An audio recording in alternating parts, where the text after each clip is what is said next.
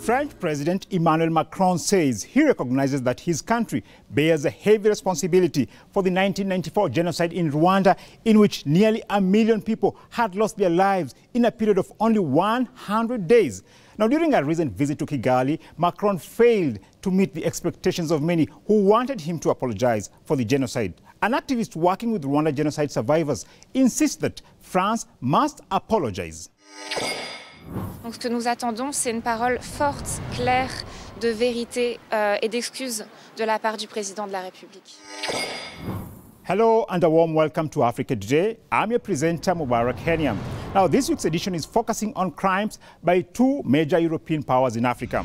In the first segment of our program, we are analyzing the recent visit to Rwanda by President Macron of France, where he publicly acknowledged his country's terrible responsibility in Rwanda's genocide, but refused to apologize. In the second part of our program, we shall discuss the genocide perpetrated by Germany in Namibia over 100 years ago. Now, to compensate for its atrocities, the German government recently offered an apology and pledged 1.1 billion euros only in financial aid over a 30-year period. The descendants of the genocide victims have rejected the aid offer and are demanding full reparations. We are living in poverty because of what they did to us at that time. Now we want them to restore our dignity. Reparations must come, and we want our land back. Join us till the end of our show as our analysts delve deep into these two subjects. Macron refuses to apologize over Rwanda genocide. Survivors of the 1994 Rwandan genocide say they are disappointed after French President Emmanuel Macron gave no clear apology over his country's role in the massacre of almost 1 million people in the African country. Speaking during a visit to Kigali last May, Macron claimed that France was not an accomplice in the Rwanda genocide and thus refused to offer an apology. Ceux qui ont traversé la nuit. Only those who went through that night can perhaps forgive. Pardonner. Nous faire. And so could give us the gift of forgiving ourselves. De nous pardonner. The French president gave his speech at the Kigali Genocide Memorial Center at Gisozi, where some 250,000 victims of the 1994 genocide are buried. Macron's visit follows the release in March of a report by a French inquiry panel that said a colonial attitude had blinded French officials, and the government bore a serious and overwhelming responsibility for not foreseeing the genocide. However, the report absolved France of direct complicity in the killings. In April, Rwanda also released a report on France's role in the genocide against the Tutsi. Raporo yerekeranye n'uruhare rw'Ubufaransa muri genocide yakorewe Abatutsi mu mwaka w'igihumbi kimwe magana cyenda mirongo cyenda na kane. Iyi raporo rero ikigaragaza cyane nuko leta y'Ubufaransa icyo gihe yagize bigaragaza ko hari uruhare yagize kuba yaratumye genocide yakorewe Abatutsi ishobora kuba, kandi byaragaragaraga ko byari byaragaragaye ko iyo genocide ishobora kuba. For an incisive analysis on this subject, we have contacted Claude Gatebuke, a Rwandan war and genocide survivor and the executive director of the African Great Lakes Action Network. Thank you for coming. Thank you. Thank you for having me. We also have with us here today Philip Rengens, an author and academic. He has acted as an expert witness on the law and politics of Rwanda, Burundi, and the DRC in national courts in several countries, and before the International Tribunal for Rwanda. Thank you for coming. Thank you very much for having me. It's a pleasure. Now, let's start with you, Gatebuke. Why has Macron accepted French responsibility in Rwanda genocide but refused to offer an official apology? Since the genocide, there's been accusations, including court cases in France, where the president of Rwanda, Paul Kagame, has been accused of shooting down the plane of his predecessor, President Juvenal Habyarimana. And the shooting of the plane sparked the genocide So the French have gone back and forth with the Rwandan government with a love-hate relationship. My sense is that Emmanuel Macron does not actually believe in what he's saying, because if he actually did, he would offer an official apology. But I'm sure he wants to leave this hanging over the government of Rwanda, that when they would like to bring up this accusation again of the Rwandan president shooting down the plane in the Rwandan Patriotic Front, which is the party in power, being responsible for the crime that started the genocide, that sparked the genocide, that they could still reopen the case. Thanks for that. Now, it's quite an interesting viewpoint. Edige Nkuranga, the president of Ibuka, an umbrella organization that connects group aiding survivors of the genocide, has condemned Macron, saying he did not present a clear apology for France's role in the 1994 genocide. Let's now bring in Professor Rengens. Why did Macron refrain from apologizing over France's involvement in the Rwanda genocide? Well, it may well be that he felt, and he will probably have been advised on that, he might feel that if you offer apologies, a claim for reparations might follow. Remember, the German government apologized for the genocide of the Herero in current-day Namibia, and Germany is now paying pretty hefty reparations. So I suppose Macron didn't want to expose France to a demand for reparations. Countless thousands of children were slaughtered during the Rwandan genocide that was enabled by France. Proof of the carnage is still visible throughout the country. Across the country, individual killers carried out their work with unfathomable cruelty. A survivor explains here how children were killed. Yeah, it was full of children, died. They took the children, they dropped on the wall. They put on the wall, like this. You see, these are the blood of children. If France was to offer an apology to Rwandans over the genocide, what would be the implications?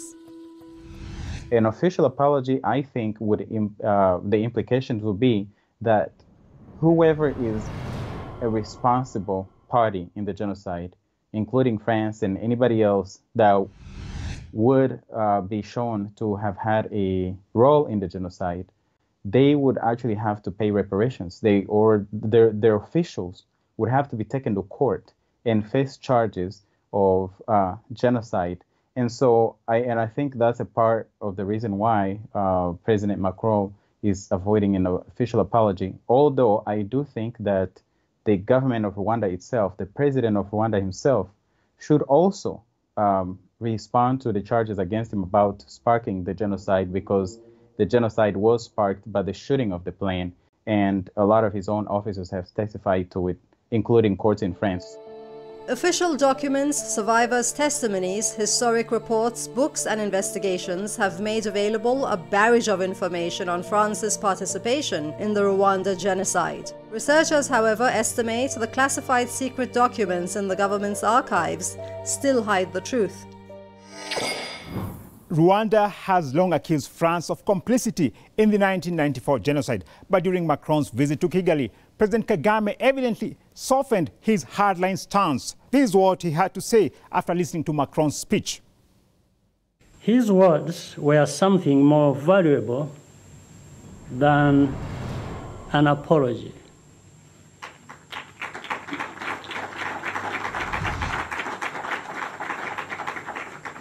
They were the truth. Well, our last question to you, Professor. Why has President Kagame changed his previous hardline stance on France? Well, I think both leaders had good reasons to try and establish normal relationships again. As far as Kagame is concerned, he has been, to some extent, I wouldn't say abandoned, but his usual allies, particularly the British and the Americans, have become more and more critical about his politics, about the level of democracy, human rights abuse, etc. It's also, I think, important for France because they have been in part because of the conflict with the Rwandan regime, they have been basically out of Central Africa, or at least out of the Great Lakes region, which is an important region for them because it's a border between Anglophone and Francophone Africa. Thank you very much, Professor Rengens. Professor is an Outland academic, and he is also an emeritus professor of law and politics at the Institute of Development Policy, University of Antwerp. Now, back to you, Claude. Why is President Kagame eager to mend Rwanda's ties with France at this point in time? Kagame's approaching of France is also a political move, because what has happened is, traditionally, Kagame has been if I can use this word, a puppet of the West. He's been basically a servant of Western governments, the UK and the US being the primary sponsors of Paul Kagame. And in recent years, they've started to distance themselves from Kagame and his government. And because of that, he's looking for new friends. And France itself is losing its influence on the continent of Africa. And Rwanda being one of the former French-speaking countries where France used to have an influence, I think France is trying to recover some territories. France has deployed thousands of troops in several African countries to ostensibly battle terrorism. But despite this military presence, terrorists and bandits continue to wreak havoc in these countries where French troops are present. Now, as we wind up, I'm sure you recall that the French military operation during the Rwanda genocide was carried out under the guise of a humanitarian mission. Is history repeating itself in other French military missions in Africa that are being carried out to ostensibly battle terrorism? You know, you look at so many places where they're involved in the Central African Republic, you know, how close they are with Cameroon and Chad and so many others. And you can tell their reason for being there, and in Libya and Mali and so many other places, their presence is problematic. Even in the Ivory Coast, their history there. It's been when the French go there, again, history repeating itself, they go there really to occupy, to take over, to take control of those countries, to install their puppet leaders, or to turn the leaders there, the current leaders, into puppets that they control and then take control of resources. And they do not actually care about fighting terrorism or saving lives. They are there to serve the interests of France, which are purely economic interest and not interest of saving human lives or even fighting terrorism. Well, you have it there. France is pursuing selfish economic interests in its renewed engagement with African countries. Thanks a lot for your analysis, Mr. Claude Gatabuke, a Rwandan war and genocide survivor and the executive director of the African Great Lakes Action Network. Now, let's take a short break, and when we come back, we shall discuss the rejection of Germany's genocide deal with Namibia. So don't go away.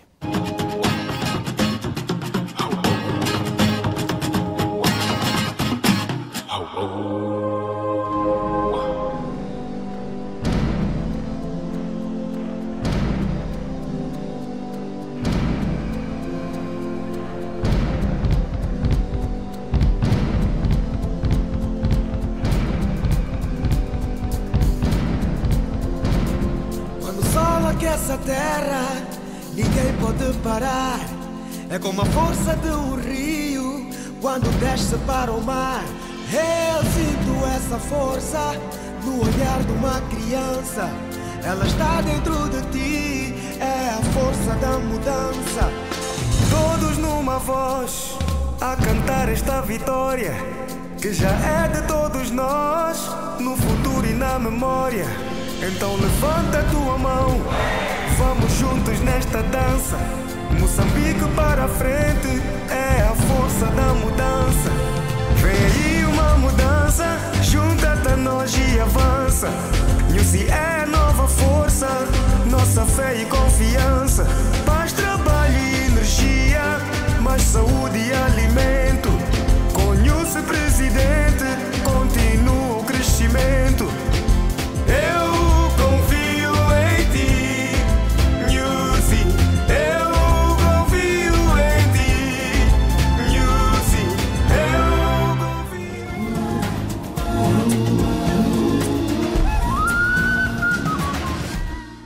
Namibians reject Germany's genocide deal.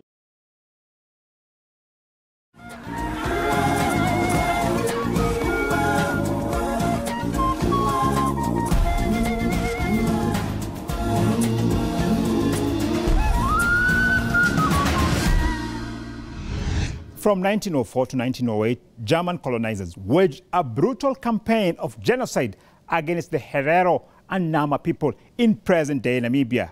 It was estimated that 65,000 of the 80,000 Herero, that is around 80% of the Herero population, were killed during the genocide. Some 10,000 of an estimated 20,000 Nama were also brutally killed by German colonial forces. More than a century ago, after these atrocities it committed, Germany has now issued a late apology and promised development aid to those affected. Foreign Minister Heiko Maas says that Germany for the first time recognizes that it had committed genocide in Namibia during its colonial period. Und im Lichte dieser historischen und auch moralischen Verantwortung Deutschlands werden wir Namibia und die Nachkommen der Opfer um Vergebung bitten. Und als Geste der Anerkennung des unermesslichen Leids, das den Opfern zugefügt wurde, wollen wir Namibia und die Nachkommen der Opfer mit einem substanziellen Programm in Höhe von 1,1 Milliarden Euro unterstützen. Und dabei wird es ganz besonders um Wiederaufbau und Entwicklung gehen. Wir bezeichnen heute diese Ereignisse jetzt auch offiziell als das, was sie gewesen sind, ein Völkermord. Wir bekennen uns damit auch zu unserer historischen Verantwortung. Many Namibians have rejected the so-called development aid being offered by Germany as compensation for its colonial-era genocide. A Namibian politician says Germany perpetrated the genocide and can therefore not purport to make a just and neutral decision on reparations. Germany has been dictating. And for me, it was like a case of you have a murderer or a rapist, and this person is the one to decide whether I have raped or not, and should I find myself guilty, what could be the best punishment or verdict that I can give myself. So that is how the whole process was not acceptable to us. Now, for an incisive analysis of this subject, we contacted Dr. Muginde Kajiua, Secretary General of the Herero Traditional Authority. Thanks a lot for joining us today, Doctor. Now, can you first briefly elaborate to us on how the Nama and the Herero genocide took place in present-day Namibia during the German colonial rule? The Nama and the Herero genocide is a genocide. The German government issued 2 extermination orders, written, translated in local languages, distributed, and then they implemented their intention as planned or as intended and carried out to the letter. Rounded Hereros and Namas refugees or prisoners of war, put them in through concentration camp, ensure that they are put to heavy labor and also hanged, make sure that the population is reduced. In fact, at the end of the genocide, General Lothar von Trotter stated that the Herero nation would never continue to exist as it was. He has completed his role, his job successfully. Thank you for that, and we'll be back with more. Germany agreed to pay Namibia 1.1 billion euros as it officially recognized the Herero-Nama genocide. Angela Merkel's government claims the payment amounts to a gesture of reconciliation but not legally binding reparations. Herero and Nama leaders dismissed the deal as a public relations coup because it did not include funds deemed reparations. It has also been hugely disappointing to the Herero and Nama that the funds will be distributed over a period covering 3 decades. The Herero chief Vekui Rukoro, who died recently of COVID-19, was leading fierce opposition to the offer by Germany. He accused Germany of pursuing a racist policy by refusing to negotiate directly with those affected by the genocide. And the only difference, Germany is continuing to refuse to sit down with us as victims of their genocide and extermination campaign is because we are black Africans. So it's a racist policy. Now, Germany has offered a 1.1 billion euro settlement, which has been rejected by the Herero and Nama leaders. Why have they rejected this deal? We cannot agree to a product within which we are excluded. And in any case, the amount of money that they have agreed to is a slap in the face, is an embarrassment for the Namibian state. It's not even the value of land, over 50 million hectares of land confiscated in Namibia equates that money. The land alone that is taken by the colonizers, it's about 75 billion euros. And not alone the 100,000 lives that are lost, the displacement of people in the neighboring countries. Descendants of the affected communities rejected the text of a joint declaration between the Namibian government and Germany, which omitted the word reparation. They also called for the renegotiation of the agreement with a focus on increasing the financial amount offered by Germany. Now, what do you think should be done for justice to be served to the Herero and Nama people?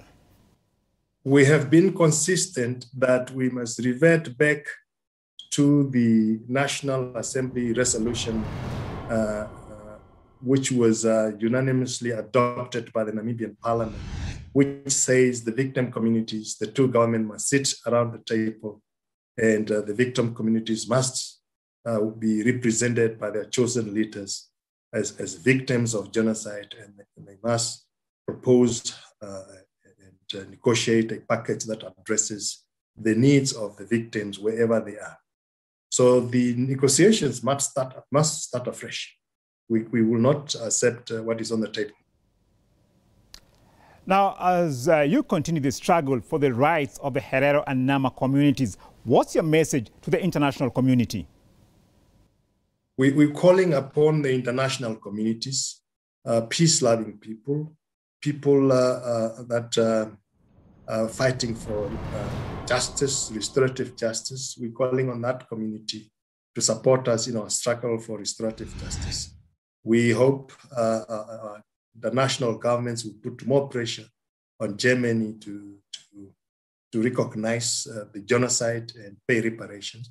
We will continue this fight. We will bring it to the United Nations, to the governments of the world, to ensure that Germany is pressurized through political pressure and negotiations, that it recognizes genocide and pays reparation that is due to the victims of genocide in Namibia. Well, thank you very much, the Secretary General of the Herero Traditional Authority in Namibia. Now, here at Press TV, we shall continue updating you on the continued struggle for reparations by the oppressed Herero and Nama communities in Namibia.